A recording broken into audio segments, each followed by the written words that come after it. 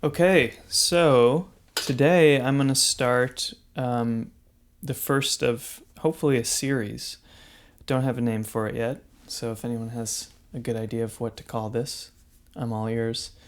What I want to do with these songs is to take a tune that could potentially have been played in a really simple way and check out some of the parts that made the song stick out, and to look at them in a way that's not so much about here's how you play these specific parts, here's what the fret numbers are and all that, but to think more about the concepts that underlie those parts. And the reason I'm thinking about it like this is because if you are playing in a band and playing someone's originals and having to come up with parts, or you're doing recording sessions and needing to play on a song that you just heard for the first time 10 minutes ago, it's good to have some concepts that you can apply from one song to the other. So this song is that I'm going to be looking at is Aimee Mann's Save Me. And I could go on and on about just how cool I think this song is. But we'll be focusing on the guitar parts and the keyboard parts today. So this song, the guitars were played by Michael Lockwood and Michael Penn. And those are the electric guitars. And then Aimee Mann played the acoustic guitar part and the bass part, which is really cool. The bass part's really awesome. So, again, this song, simple chords, could have been played in a way that was not super interesting arrangement-wise, or guitar part-wise. And obviously, I can't vouch for how they did this. I don't know if they had played the song a million times on the road and they had developed parts, or if Aimee Mann came in with really specific parts, or maybe these guys, the guitarist came in on a session and just had never heard the song before. But in any case, we're going to look at it as if they did it that way. So what you could start doing for a song like this is just start by charting it out. So I have a chart here. Don't know if you can see that, but I'll edit in a screenshot of it. This is a Nashville numbers chart. You could do it with letters or however you want to do it. It's fine. The purpose for that, other than learning it, is that you can see the structure of it. You can see how it's broken up with an intro and a verse and a chorus and then another verse. And you can start to notice your patterns there. So you could also probably find a million different concepts within this one song. But there's a couple that I will focus on because they'll probably come up in other songs going forward if we do more of these series. So one of those ideas is going to be layering parts, meaning that over the course of the song, typically more elements will get added. And especially you could look at repeating parts, like verse 1 and verse 2. It's really common to have more things happening in the second verse. I'm hesitant to say any of these things as rules because I don't want to make this sound too paint by numbers, but they are good things to think about. So that's one idea. Another idea is having what I would call a flag post. And these flag posts would be like pointing the way to the next section. Like a marker on a trail, I guess, is another way to think about it. This song has some really good ones. So essentially it's something that leads into the next section and says, here we are. There's another verse. There's another chorus. There's all the guitar parts do this in this song. There's also a really cool melodica part that does the same thing. Another idea, so we can keep it at 3 ideas. The third idea would be subdivisions. So what do I mean by that? You could think about long held chords. We would call those pads, depending. It could be any instrument playing them. So that's one role, filling up a sound. Then progressively you can get more and more subdivisions. You could get eighth notes and 16th notes and triplets and all this kind of stuff. The drums on this song are pretty static.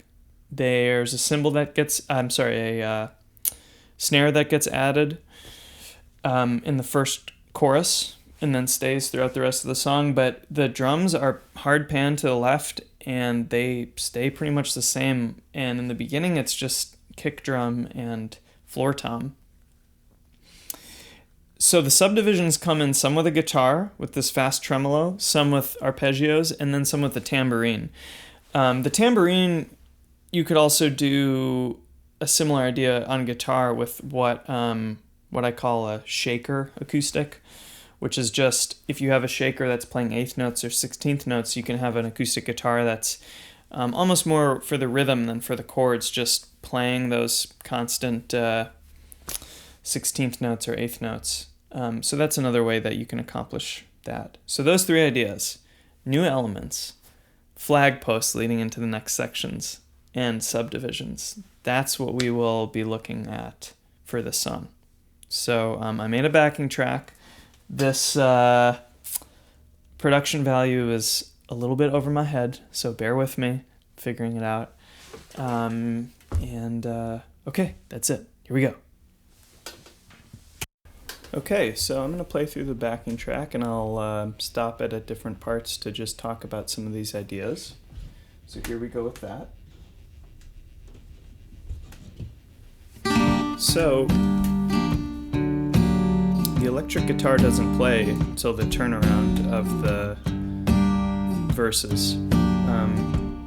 It's kind of interesting because you might expect the electric guitar to play in the intro and drop out in the first verse. Here it doesn't come in at all until right about here.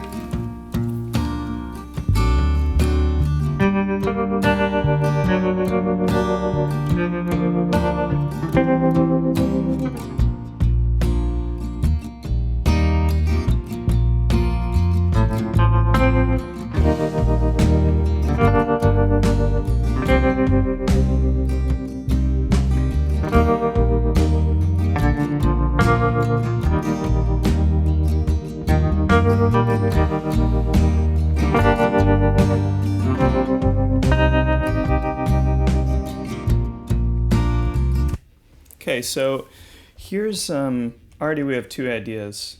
One is this flag post. So into the chorus, the electric guitar just plays this simple pickup. Right? And you'll hear that happens again in the other choruses. So that's a element entering before the downbeat of the next section, leading us in there. Now, another idea we have here with the subdivisions is that this electric guitar is playing some arpeggios, but a lot of it is just what we call diamonds in Nashville, whole notes basically. But because the tremolo is so fast, it gives a really interesting movement to it. So instead of just going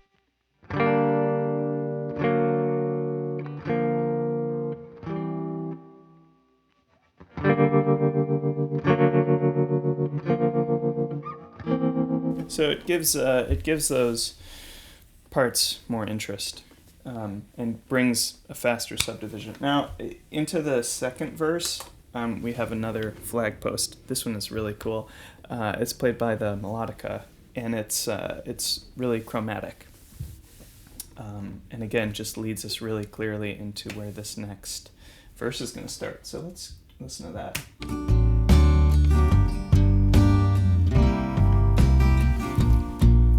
So here we go, flag post, right?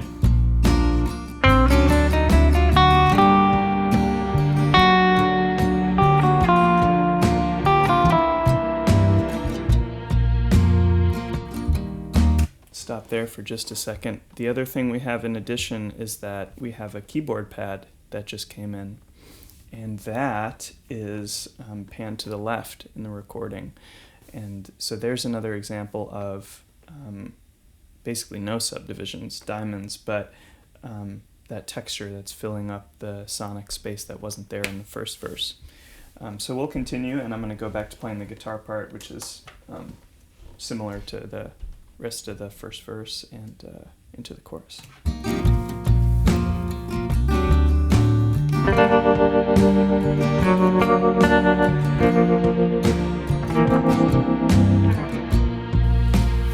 Here's another flag post, right?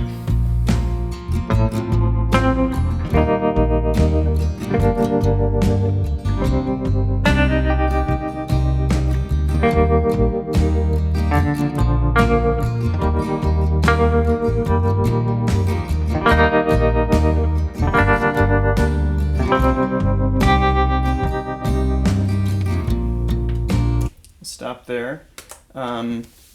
We're coming up on the bridge, which is the coolest guitar stuff, I think, of all this. So now this is going to switch to a really different sound. It's going to switch to a bunch of distortion and just really ballsy, big entrance to the bridge. Like, there's no way that you can miss. Something is going to happen. And then as far as the subdivisions, we have the tambourine that comes in, doing 16th notes. You could also do this on guitar. You might hear this referred to as like a shaker acoustic.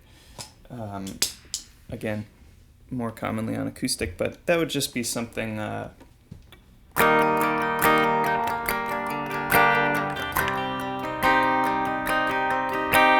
something like that. You're almost listening for it more as the rhythmic thing than what the chords are. And you might hear that hard panned or doubled or that sort of thing. But let's listen to the electric guitar with that that bridge lead in.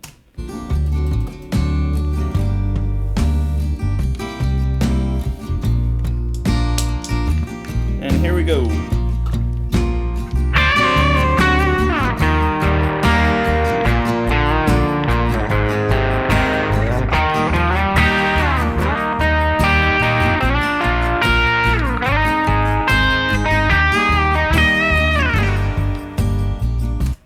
That's so cool. And the drums hit those two little accents at the end.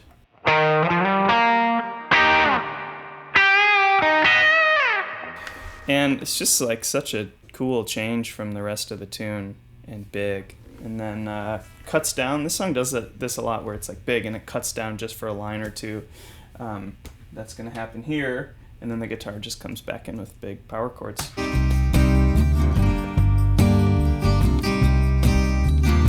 This.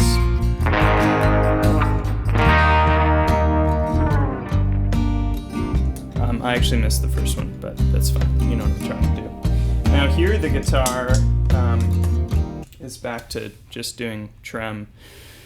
And what's cool about this one is you can kind of track it as one single guitar through the song, whether or not they did it as separate passes. But yeah, same parts for this.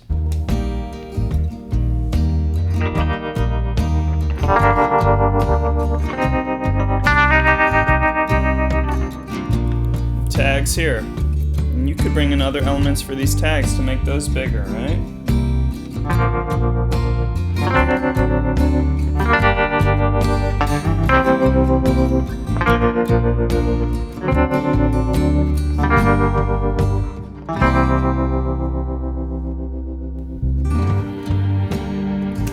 Here in the recording we have a melodica playing a pretty simple melody, but again kind of goes with the chromatic stuff that it kind of outlined in the earlier verses. A bunch of echo on this. Pull that back to where this happens.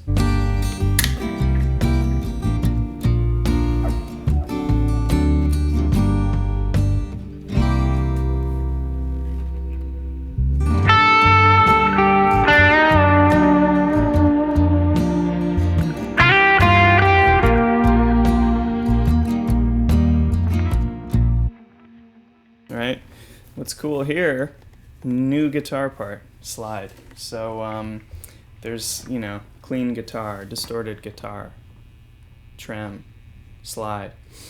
Another thing to note here, just harmonically, is that melodica uses the E flat, whereas the slide part is going to use an E.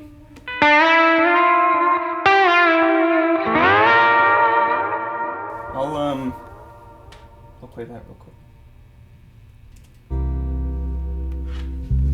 So here we have the melodica.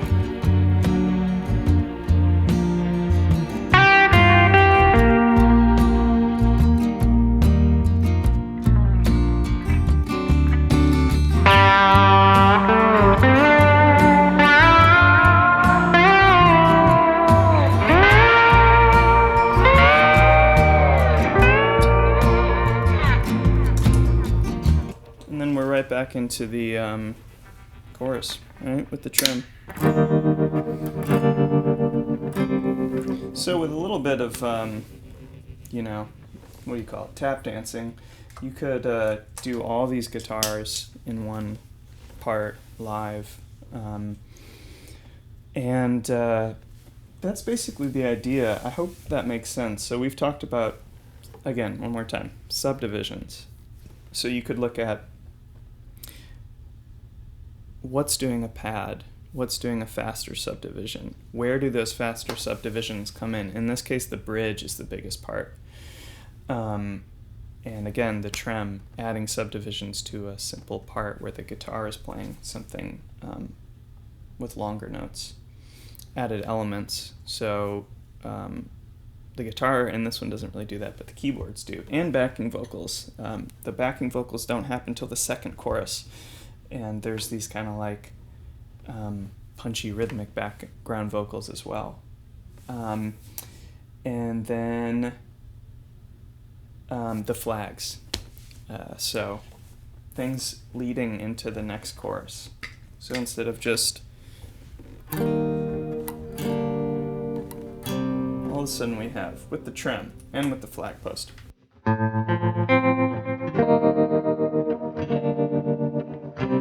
and then just to reiterate the other one that is just so cool.